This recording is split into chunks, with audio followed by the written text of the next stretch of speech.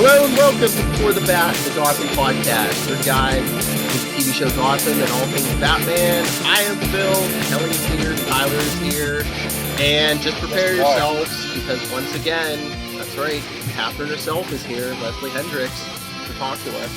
Hello. Howdy, the court has taken over. The court is in session. And just remember, she can't give us any spoilers, you know, like what her plans are for Jim Gordon or Bruce Wayne or the Riddler or how she's going to kill all these people. She can't tell us anything. Nothing. I can't say nothing. And I won't. And I wouldn't anyway. Her plan, Phil, is she needs some new talent named Tyler, Phil, and Kelly. Yeah, how do you like my new talent? Sweet. Yeah, pretty cool. Like I keep telling you, I'm like, excellent performance. Like I hear you talking to these people, and I'm like, that doesn't sound like the woman I talk to, you know? It's called acting. I know you were very great at it. I'm sitting here in my apartment in my jeans with my cats and my stuffed up head. And, don't break the illusion. I'm picturing you're by that phone we talked to going on by the fireplace with the mask on and everything. Okay, I've got big hair. All right. Yeah. There we go. We're in the fur coat. Cool. Yeah. I gotta throw this out. What? Yes. I loved this week's Gotham, whatever. I did. It's probably been one of my favorite episodes this season. Yeah, me too. Me too. Now you tell me why for you. I like, and I'm not blowing this up because we're talking with you. I like the court. I have since I read them in the comics. And then, like, just the way they're doing more with it, you do such a great job. Like, I like seeing more involved with that. I like seeing the little band of villains together, and Bruce too, as the caption on the TV referred to him as. Yeah. Push Selina out the window and reenact some Batman Returns was interesting. That just knocked me out. When we read it, it was like, woo, that's fabulous. But it's one thing to read it, but to actually then see how it was shot, it shocked me, even though I knew it was coming. It just surprised me. It just seemed like so much got done. It seemed like so much got done this week, and all roads led back to you. Just like the Gordon stuff, the Riddler stuff, the fake Bruce stuff. Like, what was your favorite scene? Was it the stuff with Ben McKenzie? Was it with who's your favorite to act next to?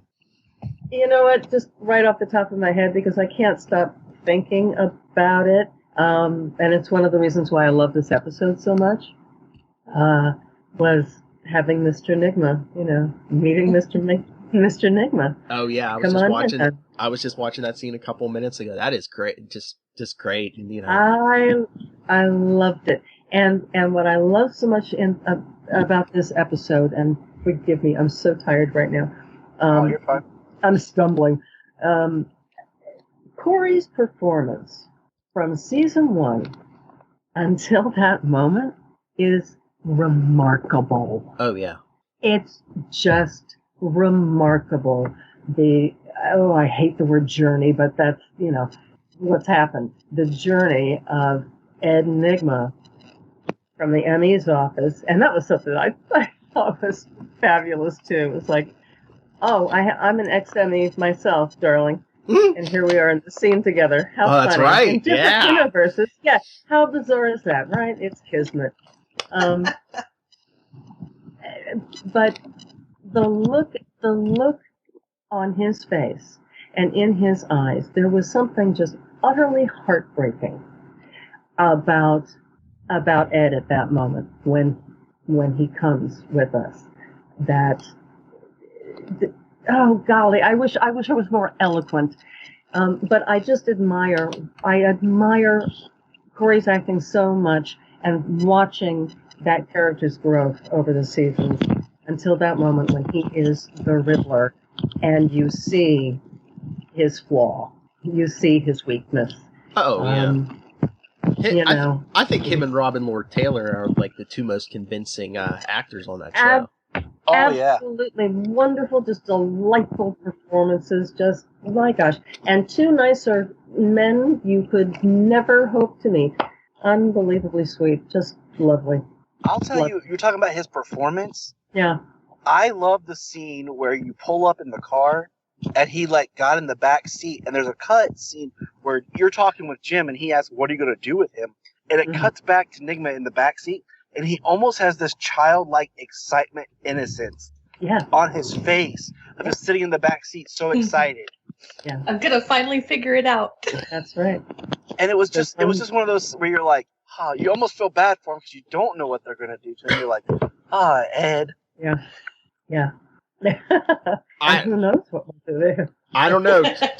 I know you can't give anything away, but it just seems to me we're maybe coming up to like a war with you leading one side and the Penguin leading the other side. I wouldn't say that. No. It's not a war, Phil. It's a what's the word? What's the word that they use in Congress instead of war? I can't think. Hostile takeover. Filibuster?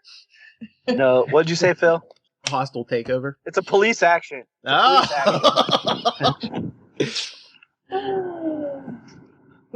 it's well, this Monday you'll find out a lot more. Sweet. Ooh. Yeah. So you probably finished the season, correct? Oh yeah, we wrapped at the end of March. That's what I thought. So you know how the season ends. La, la, la, la, la. Well, I mean, yes, sir. I'm not asking for spoilers. Yes, you know how it ends.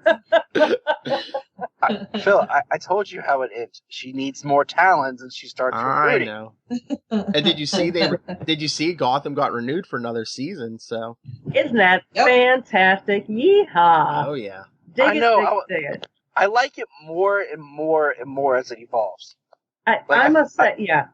I feel like we're in the third season, and like people talk about how the CW shows have like an issue in their third season. Yes. And I feel like with Gotham, each season has progressed to something better. There's been a steady incline, if you watch from the first to now, of just upward progression. Mm-hmm. It's interesting. I would be fascinated to know how much of this evolution has been, how much of where the show is now was actually planned back when the show began.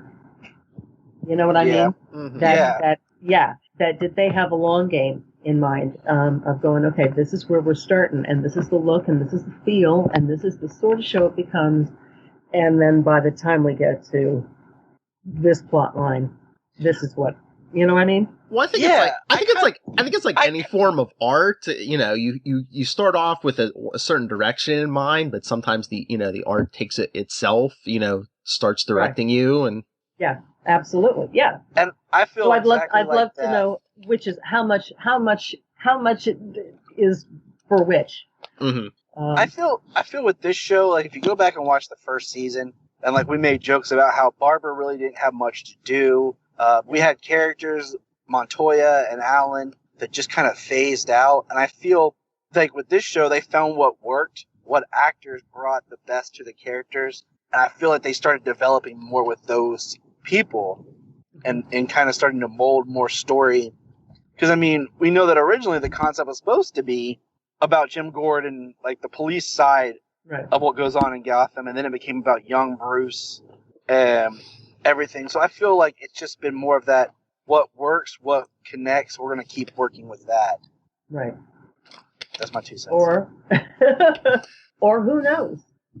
You know? I mean, maybe they have, I don't know. I have no idea. All right, important question. Did they let you keep the mask?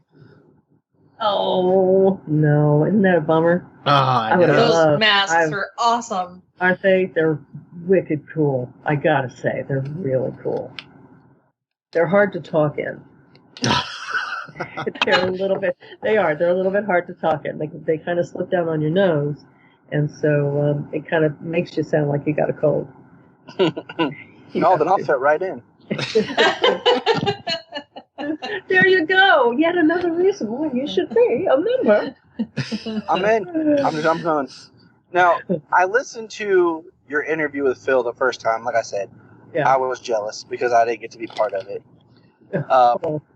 And like, I love the mythology with the court, and I really hope they expand it more. I cannot remember, and I apologize for backpedaling, but how familiar were you with the concept of the court before you took the role? I had I had just read the Court of Owls about a week, maybe 2, before I got the audition. Out of nowhere, my kid went. It's coming back to me now. Yeah, I remember you telling that. Yeah, my kid had the book, and he just went, "This is so badass, Mom. You've got to read this. You'll just love this." And I went, "Okay."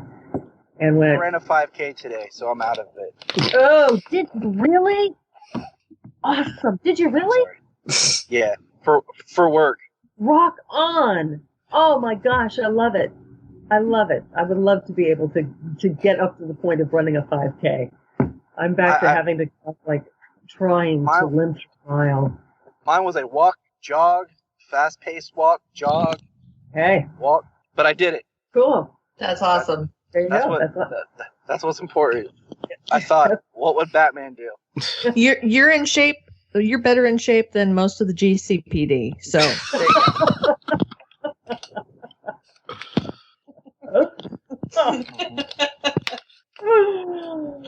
Oh me. Oh my. What are we talking about? Secrets and lies. And the Court of Owls.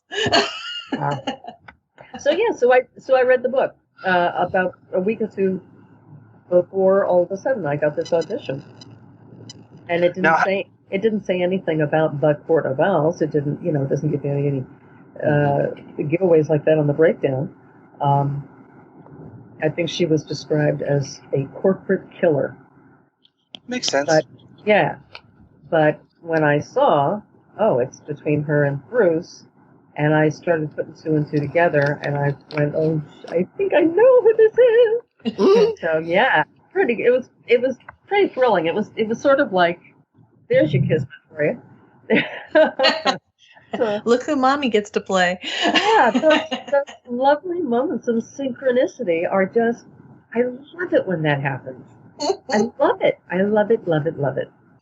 So, now, this question's towards you, and I know Phil will be happy.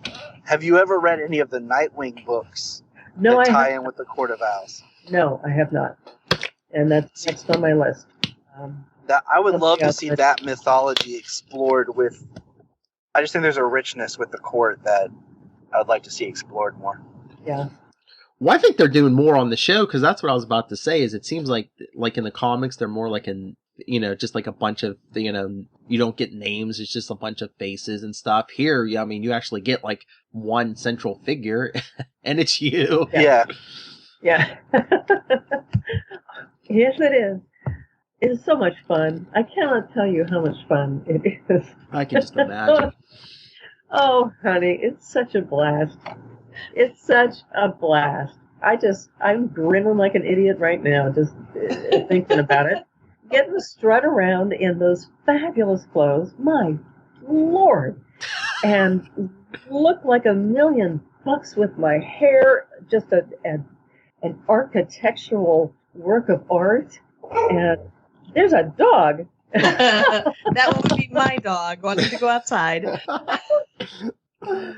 But do you like it, or is it a bummer that most of your scenes take place in almost complete darkness? It's you're either sitting in the dark room by a fireplace, or you're outside with an enigma in the middle of the night, abducting somebody, and always with atmospheric haze, always with the fog going.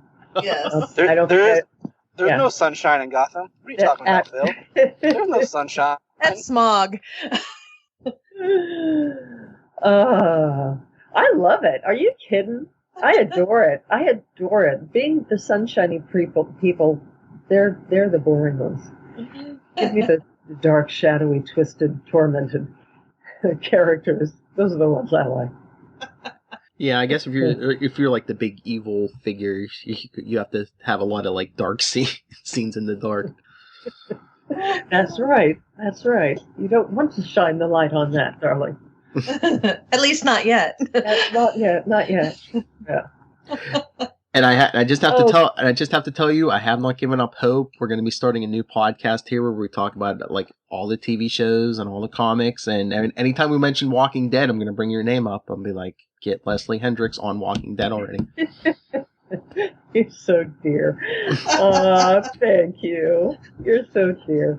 She could be the walking owl. When I was at the Fan Fest in Chicago,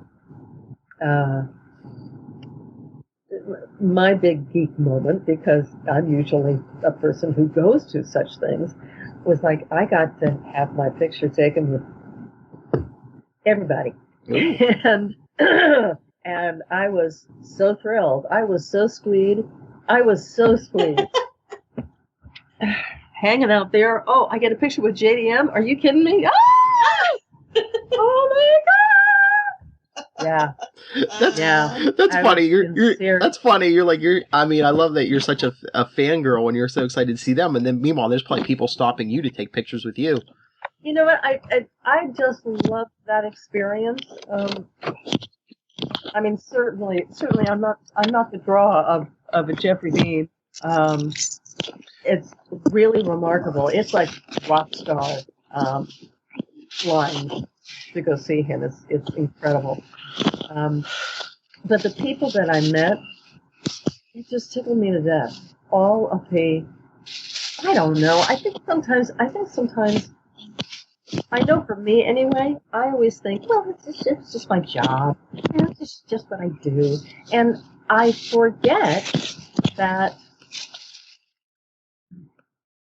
people actually watch it. I you know what I mean? I think of it as, oh, it's my job. Like all those years on Law and Order, it's just, well, I'm just doing my job. And then I come home and I clean out the kitty litter box and I do the dishes, and I don't have an assistant, and you know what I mean? I mean, I do my own laundry. No, I don't. I lied. I drop that laundry off. unless I'm going to get thrown out into the streets and can't pay my rent, someone else is going to do my laundry. I've earned that at this point. There you go. In my life, I'm tired. What was my point? I don't know. You were at the Fan Fest and you were getting to talk to get your pictures taken with other people, and you were excited about that. Oh yeah. So I tend to forget that. Okay, there I am. I tend to. Yeah, sorry, I came unplugged here. I tend to forget that other people feel like I do about maybe what I do. I don't know. I don't know. I don't know. It's well, that's why it's an interesting thing to do what I do, to just think of it as my job, and then to have the wonderful opportunity of going to this convention and to meet people who tell me that in some way or another it has added joy to their lives. And that just means a hell of a lot to me. It just blows my mind. It blows my mind. That's a humbling thing. I loved it. I loved meeting all the lovely people who came to see me. It just knocked me out. It knocked me out. You hear my voice shake about it. It really did. Yeah. It moves me. That's awesome. That's why I love that you're on here, because you are such a fan, and as like a lifelong Batman fan, you do justice to the source material and the show. So thank you. Yay. Yes, we appreciate that. Well, me too. I know that I appreciate it. I probably sound absolutely nuts tonight because I popped up on allergy medicine and I'm tired. So I'm going to say good night now and I'm going to go to bed. She's hitting that Benadryl pretty hard. Yeah, I'm kind of out there. Yeah. All right. Well, thank you so much for talking to us again. And thank you. I can't wait to see. It's my pleasure. Can't wait to see what you have coming up on the show. I can't wait for you to see it either. And hopefully we get to meet you at some fan fest sometime soon. Yes. That would be fabulous. I would love that. That would be awesome. All right, y'all. All right. All right, get some sleep. Thank you. I'm gonna hit it. Good night. Sweet dreams. See, how cool was she? Awesome.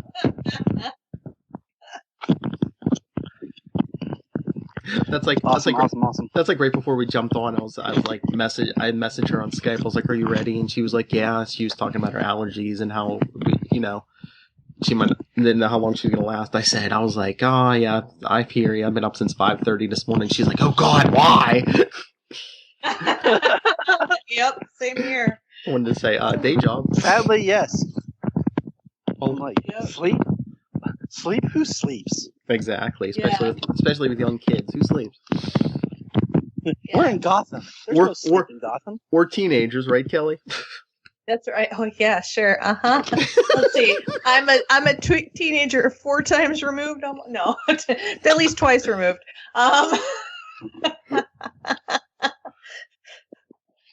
Let's see. I'll be 46 this year.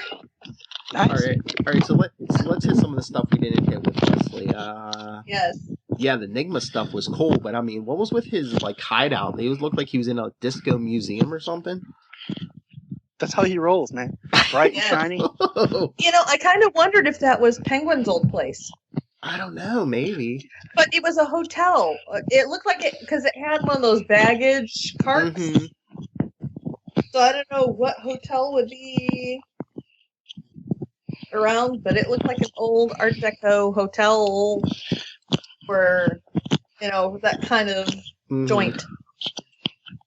I'll tell you what. I just like seeing Firefly, Mr. Freeze, Poison Ivy, the Penguin hanging out together. And having a family. That's what I was saying. Yeah. I think there's some kind of conflict about to come because Penguin seems like he's amassing an army. Catherine scooped up Riddler this week, so I'm thinking there's some kind of armed conflict coming. Just think about this for a second. Mr. Freeze, Poison Ivy, Firefly, the Penguin. Yes.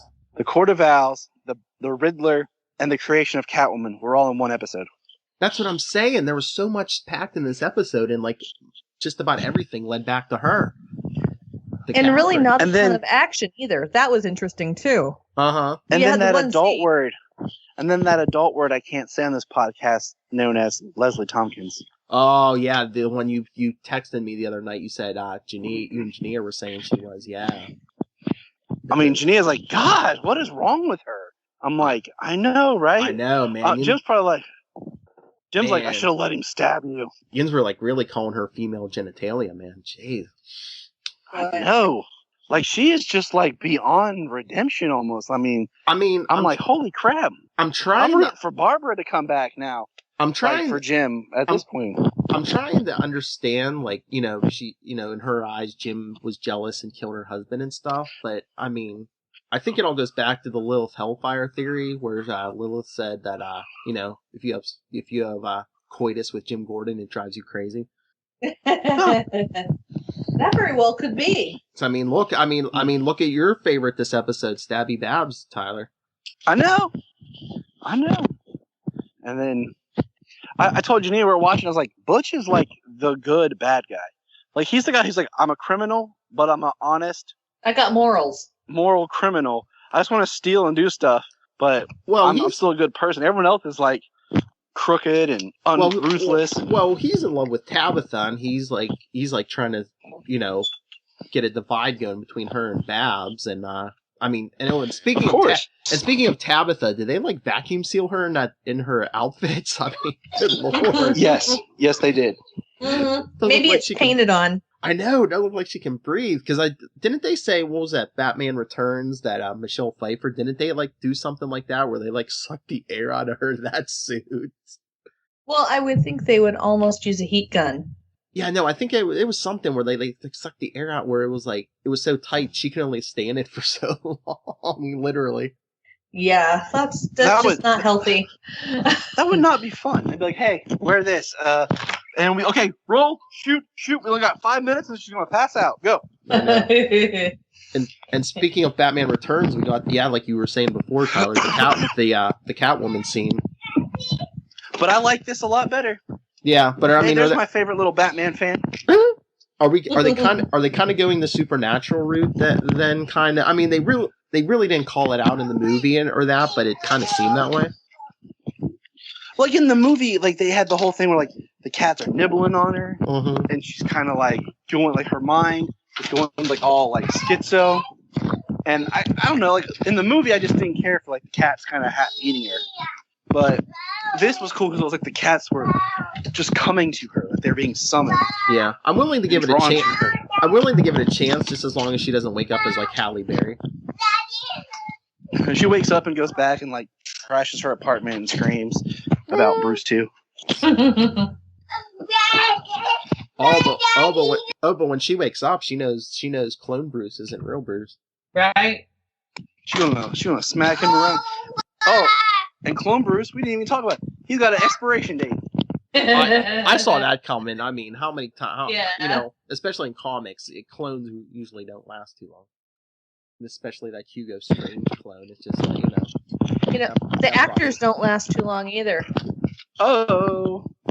Look at the poor guy on stage. I know, that was one of the things I was going to ask Leslie Hendrix. I'd be like, how great is it? Remember when we talked to Todd Stashwick? He was great, but he was only on there a couple of times and they killed him off. I mean, Leslie has a big part. She's like the big evil. I mean, she's kind of eclipsing like Riddler and Penguin and the rest of them. Yes, she is the big bad. As I say, who? She's you mean those side characters? Yeah, the small not needed people. But yeah, I mean, I said it last week and I'll say it again. We need to get that. What is her name? Maggie Geha, the one who plays Poison Ivy. Oh my god, I love her performance. I love how she so plays it so beautifully innocent. Yeah, like she's a child. Like she has the mind of a child. Yes. And it just comes off realistic though. It does. Like it doesn't come off where it's like, oh, that feels forced or she's trying too hard or whatever. Hey Pengy, right. Pengy, look at this. Don't call me Pengy. He's like, don't call me. Be nice to me.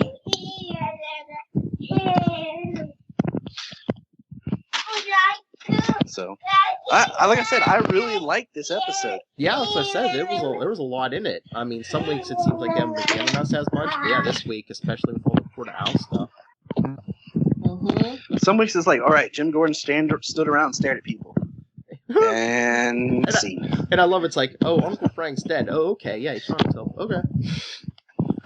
And how much do you like Mr. Mayor eat the donuts? The crullers. They were crullers. They weren't donuts. Yeah. Oh my gosh. Oh yeah. And who would eat donuts from an unknown person? The mayor of Gotham. Because Gotham is so wholesome. And then the pills with the question. Oh yeah. Oh, that was awesome. I'd love to have some of those Tic Tacs. I wonder how long you took painting those on there. They probably stamped them on. Probably. Oh, but then he was like, "I'm the Riddler. I have to make sure everybody knows." Yeah. Well, because you know they're going to use the question mark for everything, so they might as well just buy a stamp. Oh yeah, all shapes and sizes. Yes. But then stupid Bullock, they take the mayor to the hospital and he like walks. Jim's like, "Stay with them," and he does. Yeah. Oh, I know. I was like, seriously, dude. People are just fighting. Jim said, "Stay with him," and you decide to turn around and start fighting. Yeah, that was dumb. Just let you might as well just kill the mayor yourself. He's supposed to be the chief dude. Yeah, Bullock. Yeah. Yeah. So A, how's Jim giving him orders? But B, how could you be that stupid? Well, I think I don't know if Jim was giving him orders, but it was more like, hey, I know something you don't know, so stay close to the mayor. Enigma's here somewhere. Mm-hmm. But I mean, hasn't Bullock ever watched like Star Trek: The Next Generation? The captain isn't supposed to go throw himself into a hostile situation. That's what you're meant for. Remember, Star Trek: The Next Generation is in the future. I don't know. Is it? It confuses the heck out of me. But no, you were talking about a car commercial last week. I swear, was it this week? There was I think it was one of the Ford commercials where someone's like doing something on their smartphone for this like car, and I'm like, wait a minute, we don't have smartphones in this show. What the heck? Oh, I know. Last week was the happy music after Penguin just killed the guy. Mm-hmm. Oh, can we? I love when Penguin's like, "You want? Look, I'll throw in your boss just I'll kill your boss just to sweeten the deal. And Firefly's like, no, I'll do it. And just like threw the molten metal in his face. It was awesome. Oh, but that's every part of this episode was awesome. But yeah, we were talking about Firefly and Mr. Freeze. Where was Mr. Freeze hiding out? Was he in the Arctic? Yeah, you didn't know how close he was to Bruce. That was the thing. Yeah. Bruce, like, if he just would have went a little bit farther, they would have found Bruce. Yeah, if he just would have went down the street to Non the Parbat, Iron Fist is Kunlun is down there. They're all down there. We're up there. See, I find it fascinating that, like, they sent Bruce there for a reason, and what the court has planned for him. They're not trying to kill him. Well, yeah, so it makes me kind of wonder what. Well, that's what I said. I think they knew the clone had an expiration date, so I think they're trying to program Bruce to be like, well, at least to work, where they can control him. But maybe they're trying to make him like the ultimate talent, and some of that training is going to come in handy as Batman. They got something interesting planned. Oh yeah, because they obviously they want him alive for some reason. So they can take his money. Yeah, exactly. Or they can, they could tell him, use your company to do this, do that. One of the richest people in Gotham, and you're gonna have them under your control. At least they think so. And how dense is Alfred? Bruce, let me win. I'm lovesick, Alfred. Oh, okay. Well, I think he's testing the waters because he knows something's up. After that first episode, the shepherd's pie and everything. I hope so. Right. And and then once Selena wakes up, comes back from the dead, she's gonna fill him in on the rest. So I swear, at the end of like every season, those two like team up. So there's gonna be another team up coming. Alfred's best mate is a teenage girl. Remember, like the end of every season, it's like Bullock, Gordon, Penguin, Alfred, Selena, the butler. All right, cop, criminal, and a butler. Yeah. So I just wonder if they're gonna team up with Penguin and his flunkies to like fight the court. They'll just sit back and watch. They'll be like, yeah, all right. They'll be like, whoever wins, we start shooting them. All right. So, is there anything else we didn't cover this episode? No, I think we got it, man. I think we're dope. All right. I think we pretty much covered it. All right. So, I guess that's it. So, I guess we're getting out of here then? Yeah. If the sun's down, there's crime to fight, Phil. That's right. Well, then let's do social media. Like I was telling Leslie Hendrix, I'm sure you've heard already, because I won't shut up about it. Before the bat, after this season, we won't be here, but you can follow us to Capes and Lunatics, where we'll be reviewing Gotham and all the other TV shows and comic books and movies and anything we want to. Follow us on Facebook, Capes and Lunatics Podcast. Twitter is @CapesLunatics. We're on Instagram. We're on Pinterest. And you could email us, capesandlunatics@gmail.com. And we're even going to have a voicemail. So call in, especially those of you who like the puns. I